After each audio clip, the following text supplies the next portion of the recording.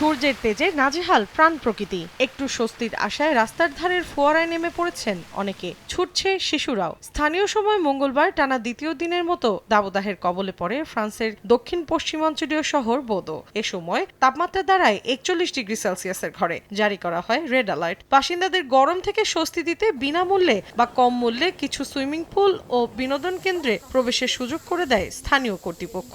আবহাওয়া বিভাগ জানায়, তীব্র তাপপ্রবাহ ছড়িয়ে পড়তে পারে দেশটির পূর্ব মধ্যাঞ্চল এবং উত্তর পূর্বাঞ্চলেও। তাপপ্রবাহে প্যারিসের সেইন নদীতে সাঁতার কাটতে দেখা যায় স্থানীয় বাসিন্দা ও পর্যটকদের।